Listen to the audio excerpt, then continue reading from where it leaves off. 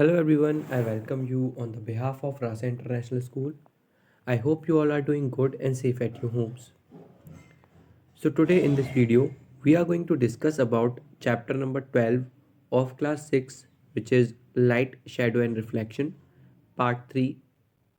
And in this part, we are going to discuss about sources of light, transparent, translucent and opaque objects, which is on your book page number 185 to page number 187. So let's start with page number 185. So in the previous video, we have already discussed some portion of sources of light. Now we are going to proceed further. A natural phenomena in which living organisms are seen to emit light from their body is known as bioluminescence. तो एक ऐसा natural phenomena जिसमें से क्या होता है, जिसमें living organisms आपको उनकी बॉडी से लाइट देखने के लिए मिलती है। कहने का सीधा सीधा मतलब ये है कि ऐसे कुछ लिविंग ऑर्गेनिजम्स होते हैं जिनकी बॉडी से लाइट्स निकलती हैं, जैसे फॉर एग्जांपल फायर फ्लाइज जो होती हैं। तो इस प्रोसेस को हम क्या कहते हैं, इससे कहते हैं हम बायोल्यूमिनेसेंस। जैसे कि fire flies, glow worm, certain aquatic animals, algae, jellyfish and few species of phytoplankton are known to exhibit bioluminescence। तो कुछ जैसे कि फायरफ्लाइज हुई, ग्लो वॉर्म्स हुए, कुछ एक्वेटिक प्लांट्स हुए, एल्गे, जेलीफिश और फाइटोप्लैंक्टन, ठीक है, ये भी एक टाइप का कह सकते हैं आपका प्लांट का ही एक स्पीशीज है। तो ये सब क्या एग्जिबिट करते हैं, these all exhibit bioluminescence. This phenomena occurs due to the chemical reaction in their bodies in which chemical energy is converted into light energy। सो अब सबसे अच्छी जानने वाली बात यह है कि ऐसा होता क्यों है, why it is happening. So it is happening because chemical reaction take place in their bodies. इनकी बॉडी में क्या होता है, इनकी बॉडी में केमिकल रिएक्शंस होती हैं, ठीक है। तो केमिकल रिएक्शन होने से क्या होता है, जिनकी जो केमिकल एनर्जी होती है it converted into light energy, ठीक है। जो केमिकल एनर्जी है वो किस में चेंज हो जाती है, लाइट एनर्जी में चेंज हो जाती है। इसलिए हमें ये देखने के लिए मिलता है कि इनकी बॉडी में से क्या निकल रही है, इनकी बॉडी में से लाइट आ रही है, ठीक है जी। चलिए, since this process gives out very little heat, the light emitted in this process is also called cold light.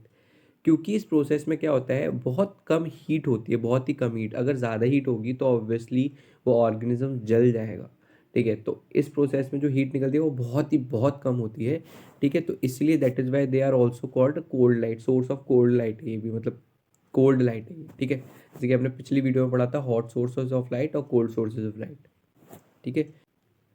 The object that produce their own light are known as luminous object.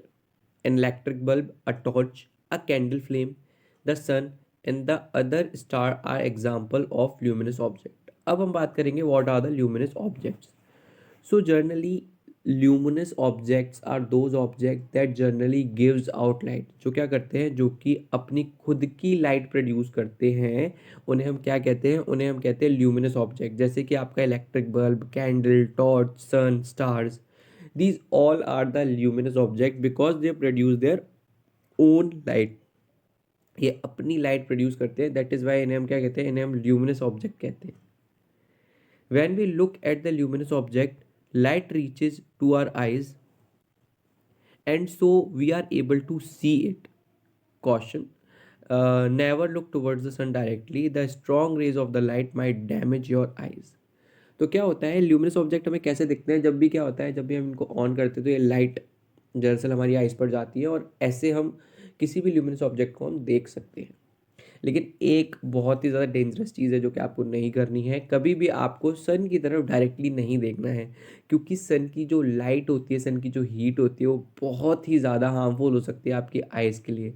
So please never look directly to the सन।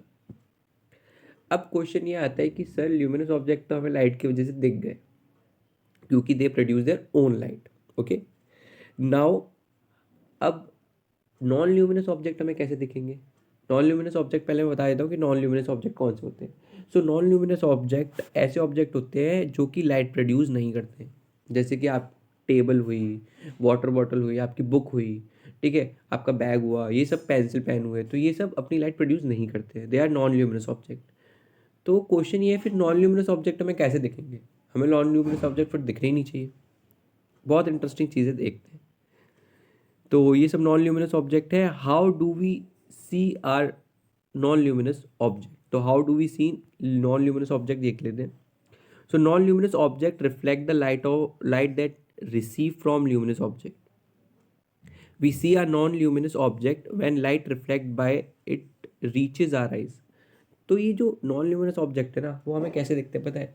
वो हमें presence of luminous object में दिखते हैं। मतलब क्या हो गया, जैसे फॉर एग्जांपल एक टेबल है, ठीक है, आपने लाइट जला दी, ठीक है, जैसे आपने लाइट ऑन की तो क्या होगा, जो भी लाइट है सबसे पहले it going to be fall on the table, ठीक है, और टेबल से रिफ्लेक्ट होके वो जो लाइट है वो आपकी आइज़ में पड़ेगी। जैसे वो आपके आइज़ पर आएगी light, so you are able to see that particular non luminous object. Okay, that's how we are going to see all the non-luminous objects. Okay, getting my point? कैसे हम नॉन ल्यूमिनस ऑब्जेक्ट को देख सकते हैं? देखिए, non luminous object को हम किसी भी ल्यूमिनस ऑब्जेक्ट की प्रेजेंस में ही देख सकते हैं, क्योंकि लाइट उस पर फॉल करेगी, उसके बाद आपकी आइस पर फॉल करेगी रिफ्लेक्ट करके, तभी आप किसी नॉन ल्यूमिनस ऑब्जेक्ट को देख पाएंगे। ओके, चलिए अब आगे बढ़ जाते हैं। Can non luminous object be converted into a luminous object? बहुत अच्छा क्वेश्चन है, बहुत ही ज़्यादा अच्छा क्वेश्चन है। क्या किसी नॉन ल्यूमिनस ऑब्जेक्ट को हम ल्यूमिनस ऑब्जेक्ट में चेंज कर सकते हैं? तो आंसर है यस, कर सकते हैं। कैसे कर सकते हैं देख लेते हैं। When some non-luminous objects are heated to a high temperature, they start emitting light. For example, when a metal is heated to a very high temperature, it becomes luminous and emitted red light. If the heating is continued, then it turns yellow and eventually white. तो क्या होता है, जो भी non luminous object होते हैं, अगर उनको हम हाई टेम्परेचर पे, बहुत ज़्यादा टेम्परेचर पे क्या करें, हीट करते रहें, हीट करते रहें, हीट करते रहें, ठीक है ना, तो क्या करते हैं, वो लाइट इमिट करना स्टार्ट कर देते हैं। ठीक है, जैसे कोई सी भी मेटल को, आयरन को आप गर्म करो या किसी भी मेटल को आप गर्म करो, तो पहले वो क्या हो जाएगा, वो रेड हॉट हो जाएगा, मतलब रेड रेड दिखने लगेगा आपको, तब भी वो थोड़ी लाइट इमिट करना स्टार्ट कर देता है। जब उसको और गर्म करोगे तो वो वाइट हॉट हो जाता है, तो वो और ज़्यादा लाइट इमिट करना स्टार्ट कर देता है। तो किसी भी नॉन ल्यूमिनस ऑब्जेक्ट को आप ल्यूमिनस ऑब्जेक्ट में बदल सकते हो बाय इंक्रीजिंग द टेम्परेचर।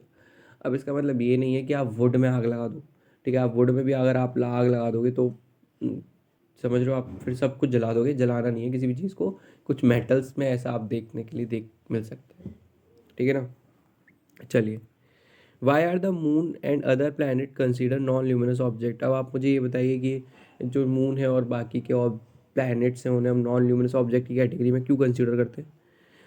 देखिए बेटा, उन्हें हम नॉन ल्यूमिनस ऑब्जेक्ट की कैटेगरी में कंसिडर इसलिए करते हैं क्योंकि उनकी खुद की लाइट नहीं है। It is because they do not emit their own light. Obviously, the planets and solar system in the solar system and their moons reflect the light of the sun falling on them. तो generally जितने भी planets हैं और जितने भी moons हैं planets के, वो क्या करते हैं, वो ये करते हैं कि जो भी लाइट उनको सन से मिलती है उसको वो रिफ्लेक्ट बैक करते हैं। बस उनको क्या करते हैं, वो रिफ्लेक्ट बैक करते हैं, बस नथिंग मोर देन दिस, इससे ज़्यादा कुछ नहीं करते। That is why they are all consider as non luminous object. ठीक है, उन्हें हम क्या कहते हैं, उन्हें हम Okay, now we are going to discuss about the transparent, translucent and opaque objects. अब ये ट्रांसपेरेंट, ट्रांसलूसेंट और ओपेक ऑब्जेक्ट्स क्या होते हैं? Let's discuss one by one. Do you know why windows pane are usually made up of glass? It is done so that room can be illuminated during daytime. Again, why do you put thick curtains on the window and doors? Thick curtain prevents excess of light to enter in the room. Thus, a substance through which light propagate act as medium. सबसे पहले हमें ये समझना बहुत important है कि किसी भी मीडियम, कोई भी मीडियम क्या होता है। जैसे कि आपने देखा होगा, जितने भी आपके विंडो पेन्स होते हैं, विंडो पेन मतलब कि जैसे कि आपने विंडोज़ देखी होंगी, तो विंडोज़ में क्या लगे रहते हैं, ग्लासेस लगे रहते हैं। ग्लासेस क्यों लगे रहते हैं बेटा? ग्लासेस इसलिए लगे रहते हैं ताकि जो आपका दिन का टाइम हो ना, तो उसमें आप आराम से लाइट आ सके और रूम को क्या कर सके, रूम को लाइट कर सके। मतलब अब ऑब्वियसली आपने अपने घर में भी देखा होगा, ठीक है, विंडो पेन्स किसके होते हैं? विंडो पेन आपके ग्लास के बने होते हैं ताकि उसमें से आराम से सनलाइट एंटर कर सके, ठीक है, और आपको ज़्यादा लाइट्स की ज़रूरत ना पड़े दिन के टाइम पर। वहीं आपने देखा होगा हमने उस पर क्या कहते हैं, विंडोज़ पर कर्टेन्स भी लगा देते हैं, ठीक है, कभी कभी बहुत ज़्यादा एक्सेस ऑफ लाइट आती है, इतनी लाइट नहीं चाहिए हमें, तो हम कर्टेन को क्या करते थे, कर्टेन को बंद कर देते हैं, ठीक है ना। चलिए, तो एक कोई भी ऐसा सब्सटेंस जिसमें से लाइट होकर जा सकती है उसे हम क्या कहते हैं? उसे हम कहते हैं मीडियम। क्या कहते हैं उसे हम कहते हैं मीडियम, यानी कि माध्यम, ठीक है। माध्यम मतलब किसी भी चीज़ में से होकर जो लाइट जा रही है, that is called medium. Okay, you may have some observed you may have observed that some object allow light to pass through them, whereas some object block it completely. On this basis, different materials can be broadly categorized into three types: transparent, translucent and opaque material. अब देखिए क्या होता है, जैसे कि कुछ तो ऐसे ऑब्जेक्ट होते हैं जिनमें से लाइट बहुत आराम से पास हो जाती है, ठीक है। कुछ ऐसे ऑब्जेक्ट होते हैं जिनमें से लाइट बिल्कुल भी पास नहीं होती, ठीक है। तो on the basis of this we have divided all the materials into three categories. First is transparent, second is translucent, and third is opaque material. So, material through which light can pass completely are known as transparent medium. मतलब ऐसा material जिसमें से light आराम से पास हो जाती है, बहुत इजीली पास हो जाती है, उसे हम क्या कहते हैं? उसे हम कहते हैं transparent material. For example, air, water, glass and cello paper are transparent materials, ठीक है। जैसे कि फॉर एग्जांपल आपके एयर हुई, वाटर हुई, ग्लास हुई, ठीक है। तो ये सब क्या हो गए? ये सब हो गए आपके ट्रांसपेरेंट मटेरियल, क्योंकि इसमें से आपकी जो लाइट है बहुत ईजिली पास हो जाती है, बहुत ही ज़्यादा easily. The material through which light can propagate partially are known as translucent material. तो ऐसे मटेरियल जिसमें से आपकी जो लाइट है, ठीक है, वो बहुत कम, मतलब पार्शली मतलब बहुत कम लाइट ही पास हो, मतलब पूरी लाइट पास ना हो, ठीक है, थोड़ी लाइट रुक जाए और थोड़ी सी लाइट पास हो जाए, तो उसे हम क्या कहते हैं? उसे हम कहते हैं आपका ट्रांसलूसेंट मटेरियल। जैसे कि आपका फॉस्टर ग्लास हुआ, बटर पेपर हुआ, ये कैसे एग्जाम्पल है? ट्रांसलूसेंट ऑब्जेक्ट के एग्जाम्पल्स है, ट्रांसलूसेंट मटेरियल के एग्जाम्पल है, जिसमें जो लाइट होती है ना, वो क्या होती है? वो बहुत पार्शली पास होती है, पूरी तरीके से पास नहीं होती, ठीक है। अब ओपेक मटेरियल की बात कर लेते हैं। तो the materials through which light cannot propagate are known as opaque material. For example, wall, wood and stone are opaque materials. तो बेटा ऐसा मटेरियल जिसमें से लाइट बिल्कुल भी पास नहीं हो पाती है, उन्हें हम क्या कहते हैं? उन्हें हम कहते हैं आपका ओपेक मटेरियल। जैसे कि आपकी वॉल, दीवार हो गई, वुड हो गए, स्टोन हो गए, ये सब क्या है? These all are the opaque material, जिसमें से लाइट बिल्कुल भी पास नहीं हो पाती। छोटा सा रिवीजन अगर हम इन चीज़ों का करें कि ट्रांसपेरेंट, ट्रांसलूसेंट और ओपेक किसे कहते हैं, तो मैं आपको सिंपल लैंग्वेज में बता देता हूँ। देखिए, ट्रांसपेरेंट मीडियम वो मीडियम होता है जिसमें से लाइट बहुत ईजिली पास हो जाती है। ट्रांसलूसेंट ऑब्जेक्ट ऐसे ऑब्जेक्ट्स होते हैं, ऐसे मटेरियल्स होते हैं जिनमें से पार्शली लाइट पास होती है, पार्शली मतलब पूरी तरह से नहीं होती, कम होती है। और ओपेक मटेरियल्स ऐसे मटेरियल्स होते हैं जिनमें से जो लाइट होती है आपकी बिल्कुल भी पास नहीं होती है। Okay, getting my point. चलिए, so thank you so much for today. I hope you all are good at your homes. Thank you so much.